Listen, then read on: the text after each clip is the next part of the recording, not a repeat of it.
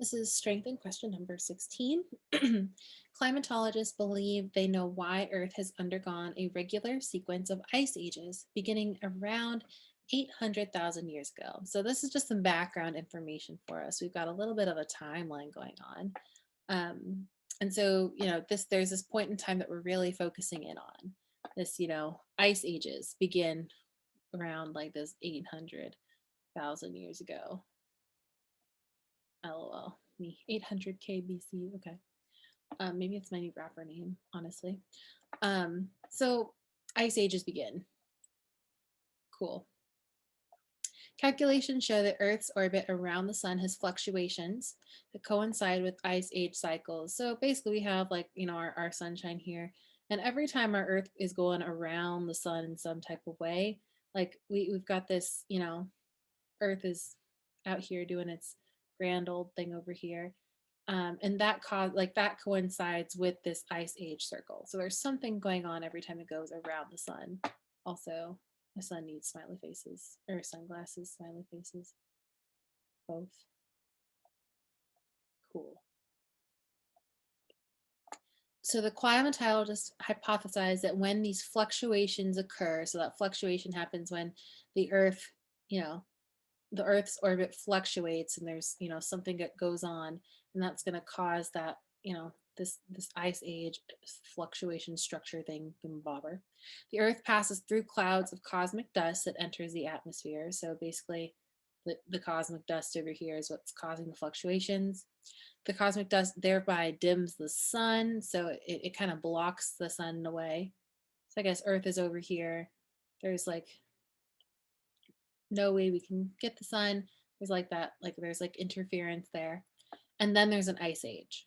So basically, like when it comes off its orbit, it hits into these clouds. Then the clouds make it look darker, less sun, can't see the sun. Ice age forms. The Earth is getting like really, really cold. Um, they concede, however, that the cosmic dust clouds are common. So when they concede, it means that they do admit their argument is not entirely foolproof. They say, like, though dust clouds are common, the clouds would have to be particularly dense in order to have this effect. So basically, those clouds must be thick. And so we're trying to figure out, how do we support or strengthen the hypothesis except. So 4 of our wrong answer choices are going to strengthen the argument. 1 of our wrong answer choices is either going to be irrelevant or it's going to weaken our argument. So we want to really focus in on this hypothesis. And if we're not sure what a hypothesis is, that's okay. We just want to look for the literal word hypothesis or hypothesize. So their hypothesis is that when the Earth passes through the clouds of dust, Earth enters the atmosphere, or the dust enters the atmosphere, and that's what causes the ice age, the dimming of the sun. They do say this would have to be particularly dense, so that might be something to take into effect as well. So there's quite a few, gaps in the argument. It's because they didn't really work out the reasoning, but let's kind of see what strengthens it, and then what might weaken or be irrelevant. A, Earth did not pass through clouds of cosmic dust earlier than 800,000 years ago. Well, that makes a lot of sense. If it didn't do that, then we don't have these ice age cycles, so that would give some evidence behind the argument.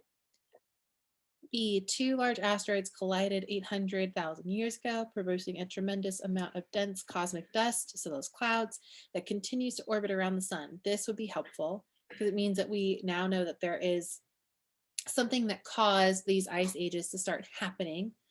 We know that the dense cosmic dust that we need would be present, so that's great. C, Earth's average temperature drops both slightly. Earth's average temperature drops slightly shortly after volcanic eruptions spew large amounts of dust into Earth's atmosphere. So this seems like it would be irrelevant, but we're talking about a temperature drop. We're talking about, lots of dust clouds from the volcanic eruptions in the atmosphere. And we forget these cosmic dust clouds up in the stimulus, they dim the sun because it enters the atmosphere, that cosmic dust dense clouds. So they're hoping that we make that connection, if we see that, when a volcano erupts. I might even have to go ahead and draw this out.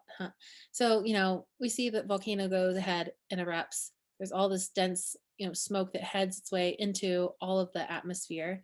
And we're thinking, okay, like that's no good.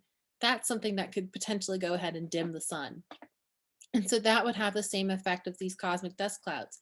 We can't see the sun, we're sitting here like the sun gets all covered up by all these nasty little dust clouds.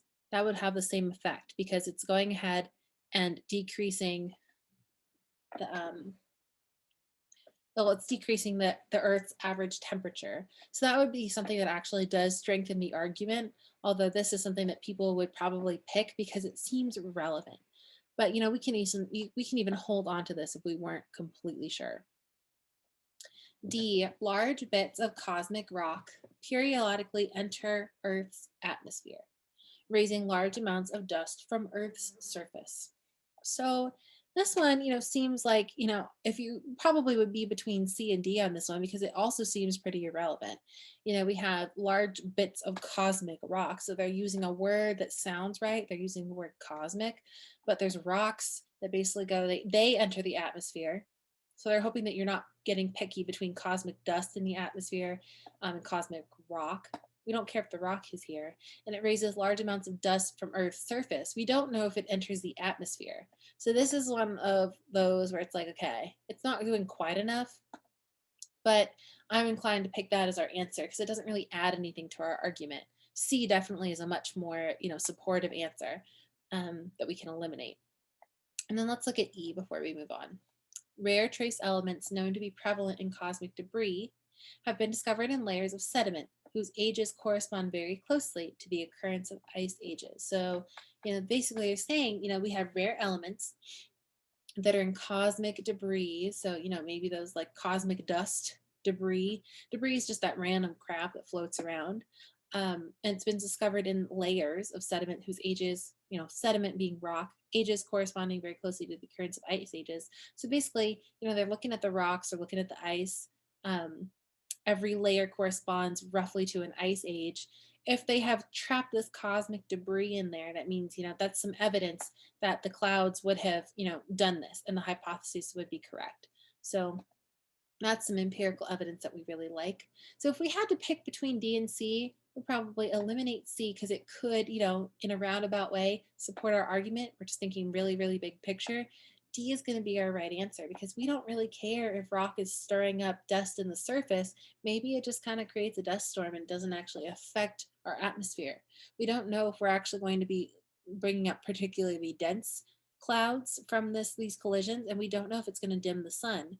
Whereas in C, we are told that the temperature is dropping slightly when volcanic eruptions spew dust into the atmosphere. So that the dust covering in the atmosphere is happening. We know that it's dimming the sun because it's very similar to what the cosmic dust does. And we see that there's a temperature drop a little bit. So for that reason, we would go ahead and pick D as our answer for this question.